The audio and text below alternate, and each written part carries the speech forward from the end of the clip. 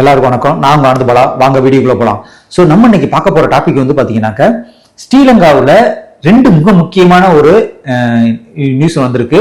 So இந்த ரெண்டு நியூஸுமே வந்து பாத்தீங்கன்னா இதுக்கு முன்னாடி இருந்த காலகட்டங்களில் வந்து ராஜபக்சே அப்படின்னு சொல்லிட்டு ஒருத்தவங்க அதிபராக இருந்தாங்க. ஸோ அந்த ஃபேமிலியில இருந்து பாத்தீங்கன்னா நிறைய அவங்க ஃபேமிலியில உள்ளவங்க தான் வந்து அதிகமா அந்த நாட்டில் வந்து மிக முக்கியமான பொறுப்புகள்ல வந்து இருந்துகிட்டு இருந்தாங்க. ஸோ இப்போ வந்து பாத்தீங்கன்னா வேற ஒருத்தவங்க வந்து பாத்தீங்கன்னாக்கா ஆட்சியில இருந்துகிட்டு இருக்காங்க. ஸோ ஆட்சி போயிட்டு இருக்கு. ஸோ இப்போ இந்த கரண்ட்ல இருக்க ஆட்சி தலைவர்கள் என்ன பண்ணாங்கன்னாக்க இதுக்கு முன்னாடி வந்து என்னென்ன ஊழல்கள் நடந்திருக்கு, என்ன யார் யார் வந்து இதுல வந்து மாட்டியிருக்காங்க அப்படின்னு சொல்லிட்டு அவங்க எல்லாரையும் வந்து பாத்தீங்கன்னா இப்ப வேலையில வந்து இருந்துகிட்டு இருக்காங்க. இதுல இன்னைக்கு மிக முக்கியமான ரெண்டு வந்து நியூஸ் வந்து வெளியாயிருக்குங்க. அதுல ஃபர்ஸ்ட் ஒண்ணு என்னன்னு பாத்தீங்கன்னாக்க இதுல நாமல் ராஜபக்சே அப்படின்னு சொல்லிட்டு அவங்கள வந்து வரும் 7ஆம் தேதி வந்து கோர்ட்ல ஆஜராகணும் அப்படின்னு சொல்லிட்டு ஒரு அறிவிப்பு வெளியா இருக்கு. ஸோ எதுக்காண்டி வந்து இவங்களை வந்து இப்ப கோர்ட்ல வந்து ஆஜர்படுத்த கூப்பிடுறாங்க. ஸோ நம்ம அதை பத்தி பார்க்கலாம். அடுத்து ரெண்டாவது வந்து பாத்தீங்கன்னா இதுல மெயினா கோட்டையா அப்படின்னு சொல்லிட்டு ஒருத்தவங்க இருக்கிறாங்க. கோட்டையாவுக்கு வெளிநாடு செல்றதுக்கான பயண தடையை வந்து பாத்தீங்கன்னா அங்க உள்ள உயர்நீதிமன்றம் வந்து அறிவிப்பு வெளியிட்டிருக்காங்க. ஸோ அவர் எதுக்காண்டி வந்து அவர் வந்து வெளிநாடு போறதுக்கான வாய்ப்பு வந்து கம்மியா இருக்கு, ஏன் வந்து போடாம அவங்க வந்து உள்நாட்டிலே இருக்கணும் அப்படின்னு சொல்லிட்டு சிஐடி சைட்ல இருந்து வந்து ஒரு அறிவிப்பு வெளியிருக்கு அப்படிங்கிற மாதிரி சொல்லப்படுறாங்க. அது மட்டும் இல்லாம கோர்ட்டு சைட்ல இருந்தும் ஒரு ஆர்டர் வந்து இஷ்யூ பண்ணியிருக்காங்களாம். ஸோ நம்ம இந்த ரெண்டு விஷயத்தை வந்து பாத்தீங்கன்னா கிளியரா பார்க்கலாம். ஃபர்ஸ்ட் நம்ம பார்க்க போறது பாத்தீங்கன்னாக்க நாமல் ராஜபக்சே. ஸோ இந்த நாமல் ராஜபக்சேங்கிறவங்க யாரு? ஸோ அங்க இருக்கிற ராஜபக்சேங்கிற ஃபேமிலியில உள்ளவங்க தான் வந்து பாத்தீங்கன்னா இவங்க. ஸோ இவங்க மிக முக்கியமான பொறுப்புகள்ல அந்த டைம்ல இருந்த போது நிறைய மோசடிகள்ல வந்து ஈடுபட்டு இருக்காங்க அப்படின்னு சொல்லிட்டு அவருக்கு மேல வந்து நிறைய கேசுகள் வந்து ஆல்ரெடி இருக்குது. ஸோ அப்படி இருக்கும்போது நிறைய கட்டிடங்கள் இருக்கு. கொழும்புன்னு வச்சுக்கலாம், கொழும்பு அத மாதிரி துபாயில ஒரு வந்து போனீங்கன்னா அங்கே ஒரு கட்டிடம் வந்து பூச்சிகளிப்பா இருக்குன்னா அந்த கட்டிடம் வந்து அந்த ஒரு நாட்டுக்கு வந்து ஒரு சின்னமா இருக்கக்கூடியது அந்த ஒரு கட்டடங்கள். ஸோ அப்படி இருக்கிறதுல வந்து இந்த ஸ்ரீலங்காவில கொழும்புல வந்து பர்டிகுலரா அங்கே மிக முக்கியமா 4 ஏக்கர் பரப்புல வந்து ஒரு வாங்குறாங்க. யாரு? ரிலீஸ்க்கு வாங்குறாங்க. ஸோ வாங்கி அங்க வந்து மிகப்பெரிய ஒரு பூங்கா மாதிரி ஆரம்பிச்சு அங்க ஒரு கிறிஸ் ஸ்கொயர் அப்படின்னு சொல்லிட்டு மிகப்பெரிய ஒரு கட்டடத்தை கட்டுறாங்க. ஸோ அந்த கட்டடத்தை கட்டி முடிச்சாங்கன்னு கேட்டீங்கன்னா இல்ல, அந்த கட்டடம் வந்து பாதியிலேயே நின்றுச்சு. ஸோ அந்த கட்டடத்தை வந்து கட்டுறதுக்கு வந்து இவங்களுக்கு வந்து பாத்தீங்கன்னா மெயினா $500 பில்லியன் அளவுக்கு, அதாவது யூஎஸோட $500 பில்லியன் அளவுக்கு வந்து பாத்தீங்கன்னா அதை வந்து அந்த கன்ஸ்ட்ரக்ட் பண்றதுக்கு வந்து செலவு பண்ணியிருக்காங்க அப்படிங்கிற மாதிரி சொல்றாங்க. இது வந்து 100 வருடங்களுக்கு வந்து இதை வந்து லீஸ்ல எடுத்திருக்காங்களாம். ஸோ 4 ஏக்கர் இடத்த. ஆனா இந்த கட்டடம் வந்து இன்னும் வந்து இன்கம்ப்ளீட்டாவே இருக்கு அப்படிங்கிற மாதிரி சொல்லப்படுது. ஸோ அப்படி இருக்கும்போது இந்த $US வந்து இதுக்கு முன்னாடி வந்து $70 மில்லியன் அளவுக்கு யூஎஸோட $70 மில்லியன் வந்து பாத்தீங்கன்னா இந்த ஹார்வி குப்தான்னு சொல்லிட்டு அவங்க தான் அந்த இதுக்கு வந்து ஒரு சேர்மனா இருக்காங்க. ஸோ அவங்ககிட்ட போய் இவங்க வந்து கேட்டதாகவும் அவங்க வந்து இந்த ஒரு நாமல் ராஜபக்சே போய் கேட்டதாகவும் எதுக்காண்டினாக்க நவமி டோர்னமெண்ட்னு சொல்லிட்டு ஒரு டோர்னமெண்ட் வச்சிருக்காங்க. ஸோ அந்த டோர்னமெண்ட்டுக்காண்டி வந்து இவங்க வந்து அவங்கள்ட்ட போயிட்டு யாரு அந்த ஆர்பி குப்தா கிட்ட போயிட்டு $70 மில்லியன் அளவுக்கு வந்து US வந்து பணம் கேட்ட வாங்கினதாகவும் ஸோ அந்த டோர்னமெண்ட் நடத்தினதாகவும் வந்து இதுல கணக்கு காமிச்சிருக்காங்க அப்படிங்கிற மாதிரி சொல்லப்படுது.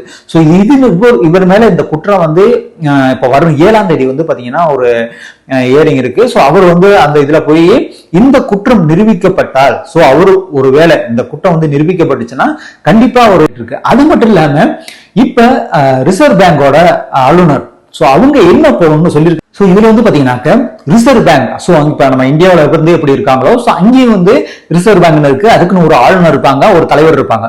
ஸோ அப்படிப்பட்ட ஒரு தலைவர் வந்து பாத்தீங்கன்னாக்கா நந்தலால் வீரசிங் அப்படின்னு சொல்லிட்டு அவங்க வந்து ஒரு மிக முக்கியமான ஒரு அறிவிப்பு வெளியிட்டிருக்காங்க. என்ன அறிவிப்பு வெளியிட்டிருக்காங்கன்னாக்க நம்ம அதாவது ஸ்ரீலங்காவோட பணவீக்கம் வந்து இன்னும் அதிகரிக்க போகுது. அதாவது பர்டிகுலரா வந்து பாத்தீங்கன்னா 7% அளவுக்கு மேல வந்து இந்த பணவீக்கம் இருக்கும் அப்படிங்கிற மாதிரி வந்து சொல்லியிருக்காங்க. ஸோ இந்த பணவீக்கம் அதிகமாகிருச்சுன்னா என்ன ஆகும்? ஸோ நான் அங்க இருக்க மக்கள் எல்லாம் வந்து பாத்தீங்கன்னாக்கா ஒரு பொருளை வந்து இதுக்கு முன்னாடி $100 வாங்கிட்டு இருந்தாங்கன்னா அதுக்கப்புறம் வந்து $110 வாங்குவாங்க, $120 வாங்குவாங்க.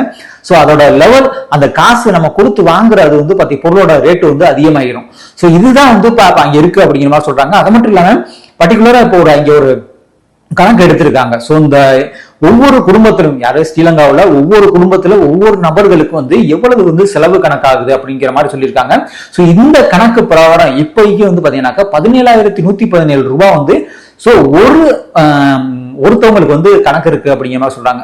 ஸோ இது வந்து இதுக்கு முன்னாடி மார்ச் ஏப்ரல் அந்த காலகட்டங்கள் ரூபாய் வரைக்கும் வந்து அந்த ஒரு நபரோட செலவு கணக்கு அப்படிங்கிற மாதிரி சொல்றாங்க. ஆனா இப்ப பணவீக்கத்தினால வந்து அந்த காசு வந்து அதிகம் மல்டிபிள் ஆயிருக்கு. ஸோ அந்த பணவீக்கனால வந்து பாத்தீங்கன்னா இன்னும் அதிகமா இருக்கு அப்படிங்கிற மாதிரி சொல்லப்படுது. ஸோ இதுவும் வந்து இப்ப மிக முக்கியமான ஒரு இதா இருக்கு. அடுத்து இன்னொன்னு வந்து மிக முக்கியமா வந்து பாத்தீங்கன்னா எரிசக்தி அமைச்சர். ஸோ அவர் என்ன சொல்றேன்னா அனுரா ரத்ரா அப்படின்னு சொல்லிட்டு ஸோ அவங்க ஒரு மிக முக்கியமான ஒரு அறிவிப்பு இருக்காங்க. நம்ம இன்னும் வந்து பெட்ரோல் டீசல் விலை வந்து அதிகமாகிறதுக்கான வாய்ப்புகள் இருக்கு.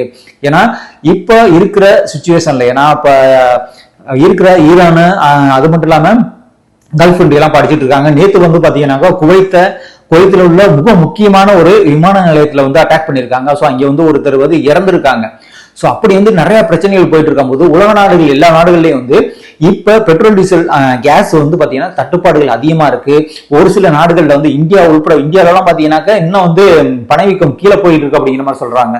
ஏன்னா இதே சேம் இஷ்யூ தான் வந்து பாத்தீங்கன்னா இப்ப ஸ்ரீலங்காவில இருக்கு. ஸ்ரீலங்காவோட அந்த அமைச்சர் அவர் என்ன அனுரா ரத்ரா அவர் என்ன சொல்றாருன்னா இன்னும் வந்து நம்ம வந்து இதை வந்து ஸ்டேபிளா வச்சுக்கணும். ஸோ நம்ம இன்னும் அதிகமாகிறதுக்கான வாய்ப்புகள் இருக்கு. பெட்ரோல் டீசலோட ரேட்டு வந்து இன்னும் அதிகமாகிறதுக்கான வாய்ப்புகள் இருக்கு. ஸோ அப்படிங்கிற மாதிரி அவர் வந்து ஒரு இதை வந்து வெளியிட்டிருக்காங்க.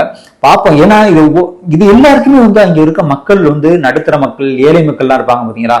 ஸோ அவங்களோட வாழ்வாதாரம் ரொம்ப பாதிக்கப்படும். அன்றாடம் போயிட்டு வாங்குற காய்கறியில இருந்து தக்காளியில இருந்து எல்லாமே வந்து ரேட் அதிகமாயிடுச்சுன்னா ஸோ அவங்க போய் வாங்குறது வந்து ரொம்ப வந்து கஷ்டமா இருக்கும். ஸோ இது வந்து பாத்தீங்கன்னா இப்ப ஸ்ரீலங்காவில் உள்ள மிக முக்கியமான ஒண்ணு. ஃபைனலா வந்து பாத்தீங்கன்னா இது வந்து இதுக்கு முன்னாடி உள்ள அரசு வந்து என்னென்ன தப்பு பண்ணாங்க. ஸோ இதுக்கு முன்னாடி உள்ள அரசு என்னென்ன தப்பு பண்ணாங்க அதை எல்லாத்தையும் இப்போ உள்ள அரசு வந்து வெளியில கொண்டுட்டு வந்துட்டு இருக்காங்க. அதுல மிக முக்கியமான ஒண்ணு என்னன்னு பாத்தீங்கன்னாக்க 2019 ஈஸ்டர் திருநாள் அன்னைக்கு வந்து ஒரு குண்டு வெடிப்பு ஏற்பட்டுச்சு. ஸோ இந்த குண்டு வெடிப்புல நிறைய பேர் வந்து பாத்தீங்கன்னா இன்வால்வ் ஆயிருந்தாங்க அப்படின்னாங்க. ஸோ அப்படி இன்வால்வ் ஆயிருந்த இந்த ஒரு குண்டு வெடிப்புல மிக முக்கியமா கோட்டையாவுக்கும் வந்து தொடர்பு இருக்கும் அப்படின்னு சொல்லிட்டு அவங்களோட பேரும் வந்து இதுல இருக்குது அப்படிங்கிற மாதிரி சொல்றாங்க. சோ அதனால அவரு வெளிநாடு போறதுக்கான பயண தடையை வந்து பாத்தீங்கன்னா அறிவிச்சிருக்காங்க.